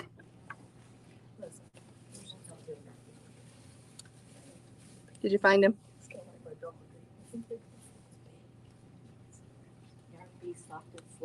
Yeah, there it is. They're on it. Yeah. Once that gets around, why don't you bring it? Once that gets around, why don't you bring it up here and we'll show it on the camera so that everybody back home can see it too. What was it called? Yarn Bee Soft and Slick? Sleek. Yeah, sleek. Sleek. And I think it sells for $4.99. $4.99, and I usually buy it on sale. You know, when Hobby Lobby has their sales, and you can get it like 30% off, and you get 2 bunnies out of that. That's a pretty good deal. All right. So now that I got these all, so I've got that little tiny hung hem. So this has just done the little ruffle on the bottom. Now I'm going to do 35.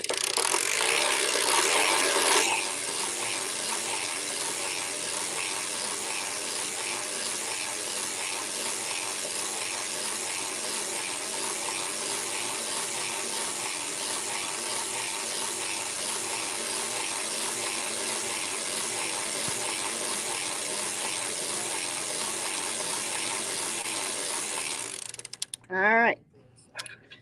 So I can snip that. That has just completed the body. So I'm going to switch it back. Now, initially when I first did this, I really wanted to have the outfit have the same color on the collar. But then when I tried to do it, I couldn't find where that 5th row was, you know, to hang the hem. So I was like, I got to do something different. So then I switched to do the little white collar instead. Then I knew where to hang that hem. So it's got a lace collar now. Yeah, or whatever. Yeah, I've even thought about doing that. Yeah. Just doing, you know, if I did a, maybe like on this one, if I wanted to do it lavender, or if I wanted to do it yellow, do that little color change and go from there. Now this one's going to be a little challenging because I've got white just before this.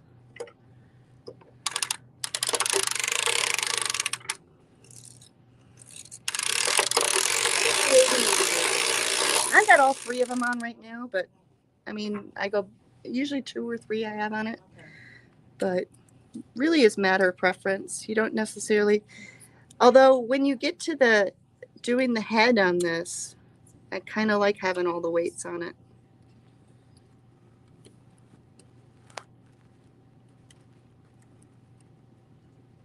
I saw Kim just set this back over here. This is that yarn I was telling you about. And it makes a really cute little bunny. And it's super soft. If you felt it, it's really soft. But then you got to go buy more yarn. Do you change your tension when you use that? Because it's DK. Yeah, a little bit. Not much. Maybe like a click or 2. Okay. That is something I didn't mention on this. I do sometimes play with the tension of the bunny to tighten it up a little bit more than I would for normally with a sock, because once you stuff it, you're gonna see the stuffing through it. And actually, if you look at this one, I should have changed it just a little bit because that yarn was a little thinner. Really a matter of preference. I mean, if it doesn't matter to you, don't worry about it. And I'll suggest you can always buy knee highs, white knee highs, and stuff them like that and put it in it. It also helps like that. Yeah.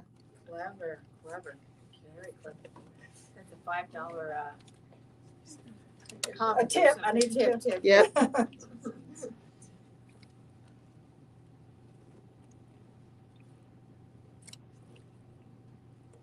So I'm doing that little lace collar now. I'm again doing that little picot. I just did one for a friend of mine. She wanted one that had a little black outfit with a little lace collar. She's named it Ruth Bunny Ginsburg. Put a pearl on it too. I did. I wish I had a picture of it. I gave it to her right away. But it looked really cute because she looked like she was wearing like a little black formal dress. It was adorable. I'm sorry, Miss. Why did she want black? She wanted a black dress, but then yeah, and then she named it Ruth Bunny Ginsburg. Oh, so it's like the judge's Yep. jacket. RBG. Yep. little lace collar she Mm-hmm. She had a And her collection of pearls. different colors. And I should, that's something I thought about later after I gave it to her. I thought I should have done some little pearls on the neckline, but I didn't.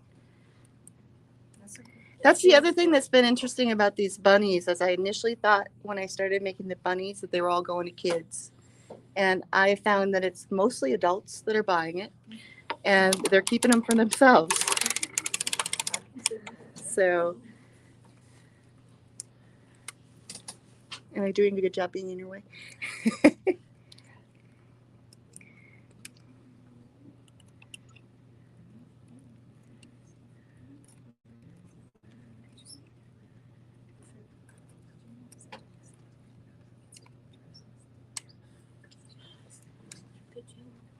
Famous people collection, famous women, 4 little women.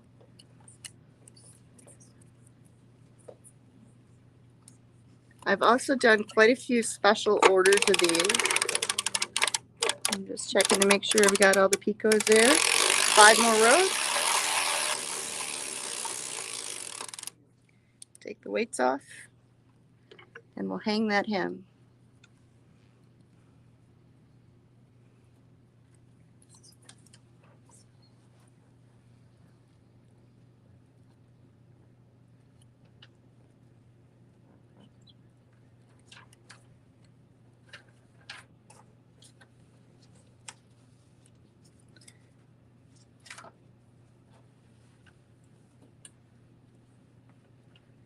So I'm not going to demo the ears, but the ears are basically a little tube with a heel. Any particular heel you use? I'm learning heels, that's why I asked. Whichever one you love. Okay, okay. I don't know what they call it when you drop. Well, you'll see it when I do the head here. When you drop and then you wrap the yarn around behind. Is that the wrap? I don't know. Wrap. Yeah. That way you don't have holes. Yep. Or you just, Or minimal You don't holes. lose the stitch. I mean, for me.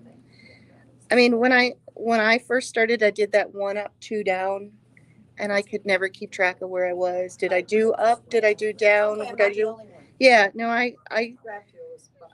I was constantly getting lost, and I was dropping stitches, and it was not pretty.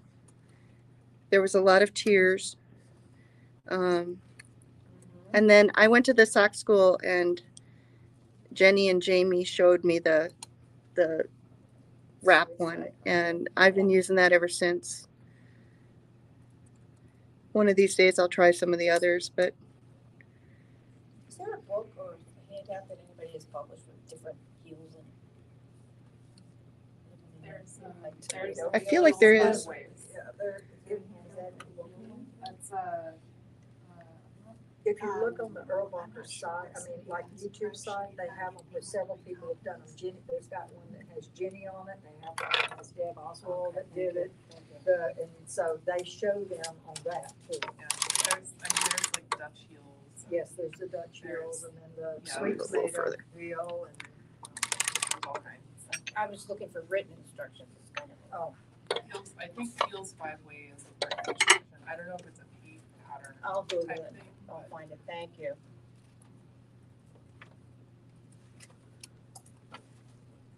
This little picot edge, I don't know if you can see it on the screen, but it's a little tricky because the way the yarn finished on my other color, I have a row of white in there besides so it's a little tricky to find where I'm hanging here. I had that, I've got another one here that is in black and white and red, and I had the same exact problem on that one. So So, the yarn is modeled.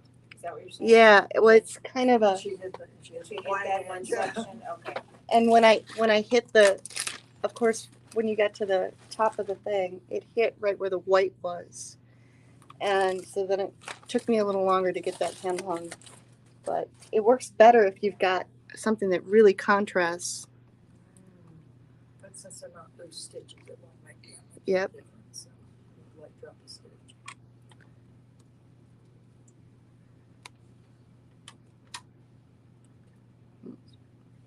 Split my yarn there.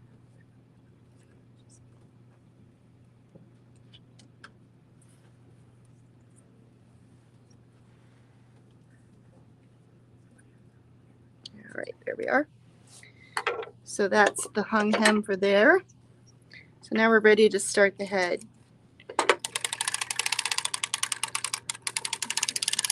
So I'm going to go around. I actually go around an extra time just so because of that hung hem, it's a little easier to find it. And then it's just basically a normal heel. Oh, the head has a heel. It's actually 2 heels. So that's the where it gets a little interesting. All right. Get my weights out here right away. So I'll add my fork weights while I'm thinking of it.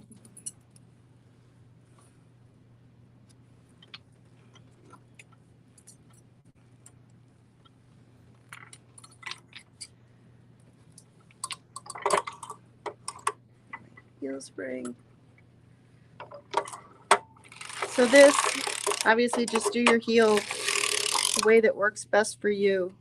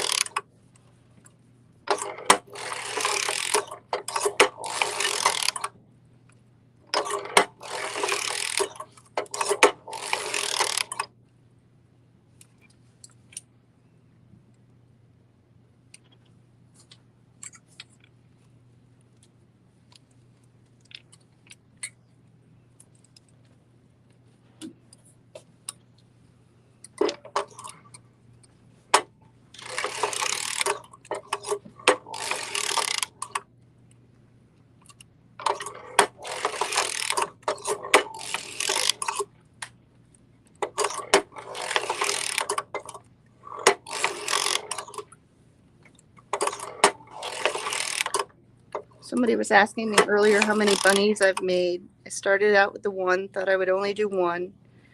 Then I thought maybe I'll make a couple more. And then I had the special order one that had the special tail. And I'm now up to over 40 bunnies. And hopefully I'll get to stop soon. Yeah, I'm kind of hoping that although I have the feeling that they're going to be kind of an ongoing thing because people seem to love them even though it doesn't have to be just Easter. So I do where you drop down and then you flip that yarn behind it. It just seems to work the best for me. I'm sorry, can you say that again? Yeah, so I'll do it on this side again. Whoops, hang on. So I drop the needle and then I take that yarn and I flip it behind. I'll do it again on this side. So I drop the needle, flip the yarn behind it.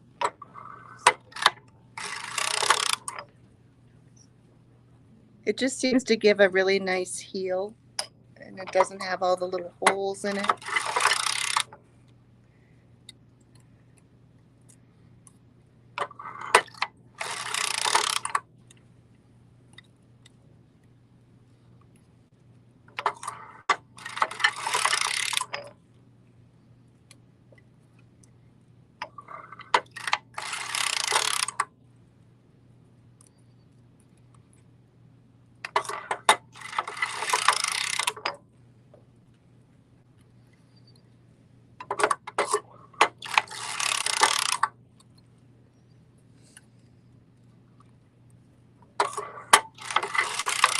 The tension I have on here right now is probably just a little looser than I would normally do this. I was doing a different project for this. So I probably, for most things, would tighten it just a smidge more.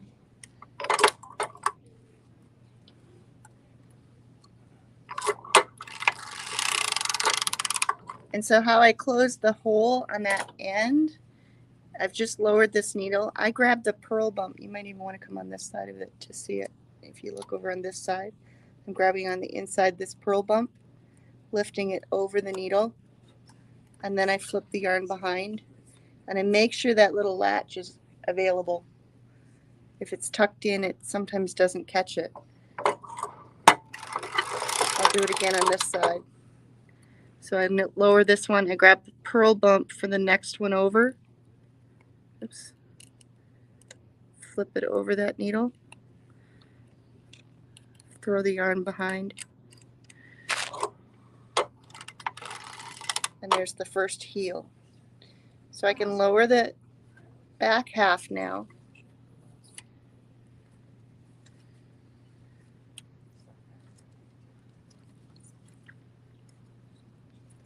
And so the bunny's head is going to be 2 heels, but I'm going to separate it with 3 rows. And then I can do the second heel. So no difference on that, same heel. Are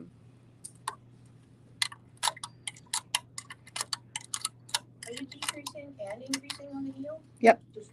Okay. Yep. Yep.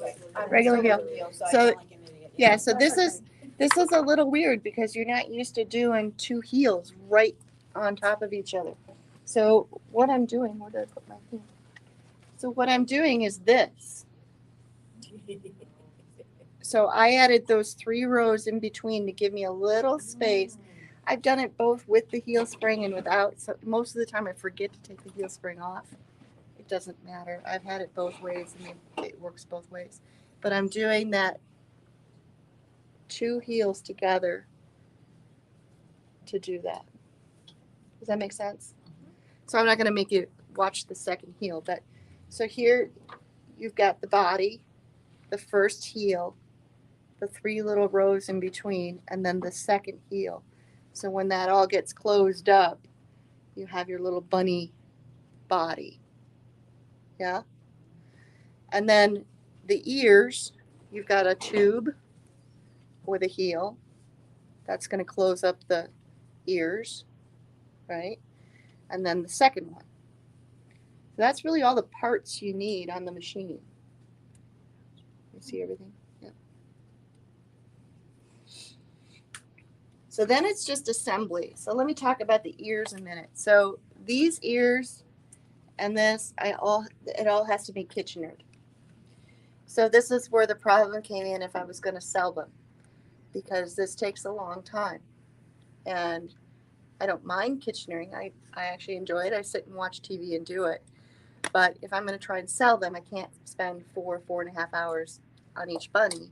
So I started doing where I would make a tube, and this is going to be kind of hard to see on the video. You may want to see this later. I took it on my sewing machine, turned it inside out, and you can kind of see the arc in there. Can you guys see that? You might be able to see it better when, yeah, you see it? There's the curve. So I turned it inside out. I sewed the first curve, and then I sew a second line just to make sure it doesn't completely unravel. I have done some too where I've run them through on my serger. So if you really want to secure it, you can run them through on your serger. So I did 2 of them that way. Then I just gather that bottom edge. So if you were in yesterday, you've seen some other ones where you've gathered that edge. Trim this, turn it inside out, pull it, and I've got an ear. It takes like 5 minutes versus a half an hour, 45 minutes. And you got to think too, the time to do that heel on this machine. I can crank that little heel in. So how many rows on that did you do? I think this is about 55, 60 or so that I do for this. You probably could count it. Did I write that on there? I don't know. I think it's about 55, 60 is about what I do. I would say 55, 60 somewhere. If you want longer ears, you can obviously add more rows, but I think that's about where I shoot for. Sometimes it depends on if I'm using like the colored. Like this one I'm doing, this has actually got that sewn ear. So when you look at it, you can see that it's kind of out of shape, but that was done on the sewing machine. Versus this one was the Kitchener. Not a whole lot of difference. I mean, they're really kind of similar. And you see this one, I ran out of yarn. So I gave him a white tip of the ear. So it's fun to play with them. Will you hold the other one up again where you sewed the This is sewing, the blank, The blank? yeah, it's the blank where you show the.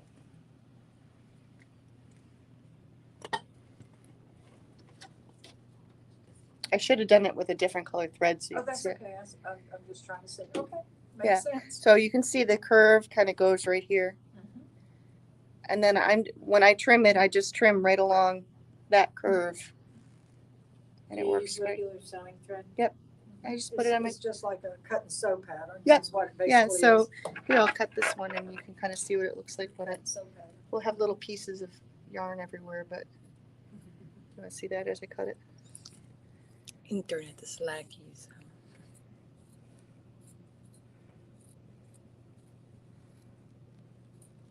Wrong scissors for doing this, but it's kind of working. We'll make a mess of their carpet. So this one I gathered the bottom, so I ran that thread across the bottom, flip it inside out. Yep. Pull that thread. Saves a lot of kitchen room, a lot of time. I love that. Yeah, it's a great idea.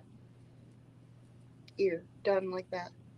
I try to, and again, for those of you that were in the ornament class, I tend to, if I'm working with the white, I try to work with the pink or something really light because you will see this through it. And on this ear, what I would do is I would take that little pink that's still on the edge where I trimmed. And I've had issues where if I didn't use a light color, like if you saw the ornaments I did, I used orange on one of them. And it leaves like a little fiber in there. And so I try to work with a really light color when I'm working with white because otherwise it will show. Yeah. So from there, it's basically just assembly because then you have your little bunny body and you put it all together. I'm not going to get into all the assembly on it because that's all in that pattern for her. But basically, you're just cinching that little neck up. When I do these, I try and figure out which side I want to have the face on. I tend to go to the side that doesn't have the Kitchener. Just if you look, you can kind of see it's got one side is slightly higher than the other. Can you guys see that? I like it that its head is kind of down. It seems like it's got a forehead then. But really, matter of preference. Play with it. So I'd cinch that in. I'd take this long tail that I used on the bottom that I'm going to sew up to make the legs. So I just sew right up there. Then at some point I come up and I attach the tail in here and then back out. Obviously around the neck, you're going to do the two arms down the side. And then you make the face and attach its ears. So it's really not too hard. What eyes do you use? What eyes do I use? Great question. These I buy at Hobby Lobby. I keep buying all of them. I have a problem that I keep going and getting them all. I buy these. What size is it here? It says 7/16 inch, 11 millimeter. I have used the ones that are slightly bigger than that. I think this little guy's got the slightly bigger ones. If I look, it looks, well, maybe they're the same. They're okay. They work. But I tend to like these a little bit better. Is that Soology brand? Yes. They listed at $2.69 a package. So, any questions? I'm not going to get into all the assembly because we could be here all day. Yeah. Any other questions? No? Adorable. I know they're adorable, aren't they? I just want to see the buttons up close. I'm gonna Yeah, take a picture of it absolutely. again. Yeah, come on up and take a look at anything. Feel free to ask any more questions. You want to promote your store, Facebook?